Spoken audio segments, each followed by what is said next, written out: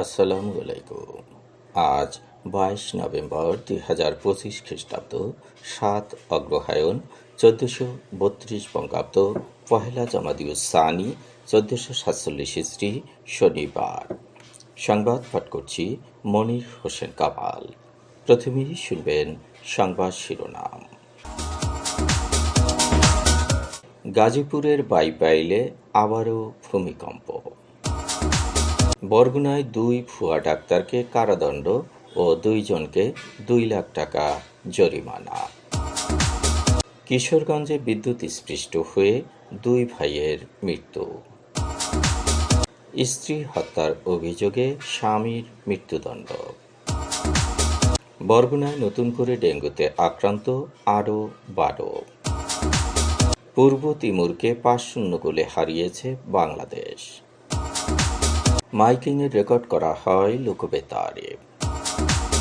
শুনলেন সংবাদ শিরোনাম, এবার বিস্তারিত। গাজীপুরের বাইপাইলে আবারও ভূমিকম্প অনুভূত হয়েছে। নরসিংদীর মাধবদীতে শক্তিশালী ভূমিকম্পের পর 24 ঘন্টা না পেরোতেই এ কম্পন অনুভূত হয়েছে। আজ সকাল 10:36 12 রেকর্ড হওয়া এই কম্পনের মাত্রা ছিল রিক্টার স্কেলে 3.3। এর আগে শুক্রবার সকালে 5.7 মাত্রার ভূমিকম্প অনুভূত হয়। শক্তিশালী ওই কম্পনে 2 শিশুসহ 10 জনের মৃত্যু হয়েছে। বরগুনায় 2 ভুয়া ডাক্তারকে কারাদণ্ড ও 2 জনকে 2 লাখ টাকা জরিমানা করা হয়েছে। গতকাল সিনিয়র জুডিশিয়াল ম্যাজিস্ট্রেট এস.এম. শরিয়তুল্লাহর নেতৃত্বে শেরেবাংলা সড়কে এ অভিযান পরিচালনা করা হয়। অভিযানের সময় 4 জন ভুয়া ডাক্তারকে আটক করে প্রথমে ফার্মেসি পট্টির জহিরুল ইসলাম সৌরভের চেম্বারে নিয়ে আদালত পরিচালনা করা হয়। Senior judicial magistrate S M. Shariatullah ও ডাক্তার রফিকুল ইসলামের মাধ্যমে সার্টিফিকেট যাচাই বাছাই করে Bangladesh medical and dental council আইন 2010-এর 29 ধারায় 2 জনকে 1 লাখ টাকা করে 2 লাখ টাকা জরিমানা করা হয়। জরিমানা দিয়ে বিধান রঞ্জন সরকার ও দিলীপ কুমার দাস মুচলেকার মাধ্যমে ডাক্তারি না করার অঙ্গীকার করেছেন। এছাড়া জহিরুল ইসলাম সৌরভকে 1.5 বছর এবং এস.কে লস্করকে 6 মাসের কারাদণ্ড দিয়ে জেল হাজতে পাঠানো হয়। এর আগে গত 28 জুন একই ধরনের অভিযোগে 7 জন ভুয়া ডাক্তারকে গ্রেপ্তার করে বিভিন্ন মেয়াদে সাজা প্রদান করা হয়েছিল। ওই অভিযানের তালিকায় জহিরুল ইসলাম সৌরভ ও বিধান রঞ্জন সরকারও ছিলেন। তখন তারা ডাক্তারি না করার শর্তে মুচলেকা দিয়েছিলেন।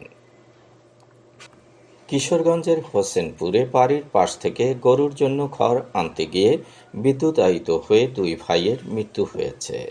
আজ সকাল 7:30টার দিকে শাহেদল ইউনিয়নের গলাচিপা গ্রামে এ দুর্ঘটনাটি ঘটেছে। নিহতরা হচ্ছেন নুরুল ইসলাম খান ও তার ছোট ভাই ফজলু খান। তারা গলাচিপা গ্রামের হাসিন উদ্দিনের ছেলে। সকালে বাড়ির পাশে গরুর জন্য খড় আনতে যান নুরুল খান। এ সময় আগে থেকেই ছিঁড়ে পড়ে থাকা বিদ্যুতের তারে অসাবধানতাবশত তিনি জড়িয়ে পড়ে ঘটনাস্থলেই মারা যান। তাকে বাঁচাতে গিয়ে ছোট ভাই ফজলু খানও একই তারে বিদ্যুতায়িত হয়ে ঘটনাস্থলে মারা গেছেন। স্ত্রী হত্যার অভিযোগে স্বামীকে মৃত্যুদণ্ড দিয়েছেন আদালত। সেই সঙ্গে করা হয়েছে 5 লাখ টাকা জরিমানা। দণ্ডপ্রাপ্ত আসামির নাম নাসির উদ্দিন তালুকদার। 2010 সালের 20 জুলাই রাতে নাসির তার স্ত্রী রাবেয়াকে বিষ খাইয়ে হত্যা করে। রাবেয়ার বাবা মোবারক উল্লাহ বাদী হয়ে মামলা দায়ের করেছিলেন। ওই মামলায় বরগুনার নারী ও শিশু নির্যাতন দমন ট্রাইব্যুনালের বিচারক জেলা ও দায়রা জজ লাইলাতুল ফেরদৌস বৃহস্পতিবার রায় দিয়েছেন। বরগুনায় নতুন করে ডেঙ্গুতে আক্রান্ত হয়েছে আরও 12 জন। এ নিয়ে জেলায় মোট আক্রান্তের সংখ্যা 9,415। বরগুনার civil surgeon doctor Mohammad Abul Fatta জানিয়েছেন, গত 24 ঘন্টায় বরগুনা সদর উপজেলায় 6 ও তালতলীতে 6 জন নতুন করে আক্রান্ত হয়েছেন। জেলায় ডেঙ্গুতে আক্রান্ত হয়ে চিকিৎসাধীন আছেন ৪১ জন। এদের মধ্যে বরগুনা জেনারেল হাসপাতালে ২৩, বামনা ৩, পাথরঘাটা ৭ এবং তালতলী উপজেলা স্বাস্থ্য কমপ্লেক্সে ৮ জন চিকিৎসাধীন। এখন পর্যন্ত বরগুনা সদর উপজেলায় ৭,২৭৪, তালতলী ৩০১, বামনা ৪৫১, বেতাগী ২৩২, আমতলী ১৭২ এবং পাথরঘাটা উপজেলায় ৯৮৫ জন আক্রান্ত হয়েছেন। অন্যদিকে জেলায় ডেঙ্গুতে আক্রান্ত হয়ে মারা যাওয়া ৬৩ জনের মধ্যে ৪১ জনের বাড়ি বরগুনা সদর উপজেলায়, ১৪ জনের বাড়ি পাথরঘাটা, ৬ জনের বাড়ি বেতাগী ও ২ জনের বাড়ি আমতলী উপজেলায়। জয় দিয়ে এএফসি অনূর্ধ্ব-১৭ এশিয়ান কাপ ফুটবলের বাছাই শুরু করেছে বাংলাদেশ। চীনের টং লিয়াংলং স্টেডিয়ামে আজ নিজেদের প্রথম ম্যাচে পূর্ব তিমুরকে ৫-০ গোলে হারিয়েছে গোলাম রব্বানীর দল।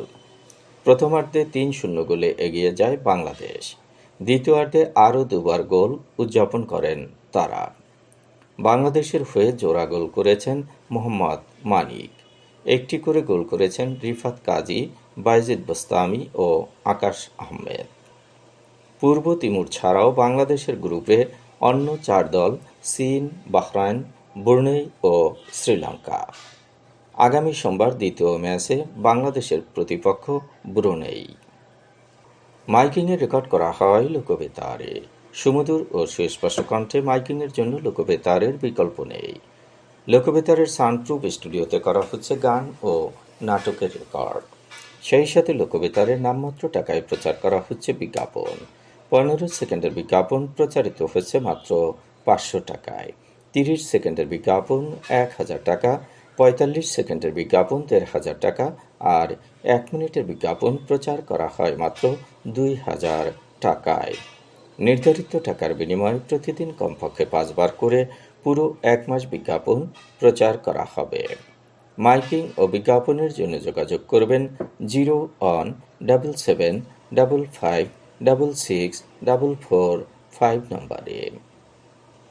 এবারে শুনবেন আবহাওয়ার খবর।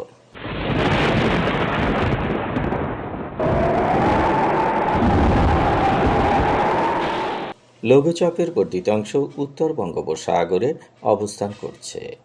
আকাশ মেঘলা থাকলেও বৃষ্টি হওয়ার সম্ভাবনা নেই। দিন ও রাতের তাপমাত্রা সামান্য কমতে পারে। আজ দেশের সর্বোচ্চ তাপমাত্রা ছিল বান্দরবানে ৩২.৭ ডিগ্রি সেলসিয়াস এবং সর্বনিম্ন তাপমাত্রা ছিল তেঁতুলিয়ায় ১৪.৭ ডিগ্রি সেলসিয়াস। বরগুনার সর্বোচ্চ তাপমাত্রা ৩০.১ ডিগ্রি সেলসিয়াস, সর্বনিম্ন ১৭.৫ ডিগ্রি সেলসিয়াস। আগামীকাল সূর্যোদয় হবে ভোর ৬টা ১৯ মিনিটে। সংবাদ শেষ করার আগে শিরোনামগুলো আবার পড়ছি। গাজীপুরের বাইপাইলে আবারও ভূমিকম্প। বরগুনায় ২ ভুয়া ডাক্তারকে কারাদণ্ড ও ২ জনকে ২ লাখ টাকা জরিমানা। কিশোরগঞ্জে বিদ্যুৎস্পৃষ্ট হয়ে ২ ভাইয়ের মৃত্যু। স্ত্রী হত্যার অভিযোগে স্বামীর মৃত্যুদণ্ড। বরগুনায় নতুন করে ডেঙ্গুতে আক্রান্ত আরও ১২। পূর্ব তিমুরকে ৫-০ গোলে হারিয়েছে বাংলাদেশ। মাইকিংয়ের রেকর্ড করা হয় লোকবেতারে। সংবাদ শেষ করার আগে জানিয়ে দিচ্ছি লোকবেতারের সংবাদ জানানোর মোবাইল নম্বর। আপনার এলাকার গুরুত্বপূর্ণ সংবাদ জানাতে ফোন করুন 0-17755664445 নম্বরে। আর লোকবেতারের সাথে যুক্ত হয়ে গান শুনতে চাইলে SMS করুন 01782973478 নম্বরে। মোবাইল করবেন 01959438545 নম্বরে। বিশ্বের সব জায়গা থেকেই শুনতে পারবেন লোকবেতার। লোকবেতার fm.org ওয়েবসাইটের মাধ্যমে শুনুন সরাসরি অনুষ্ঠান। সংবাদ পাঠ এখানেই শেষ করছি।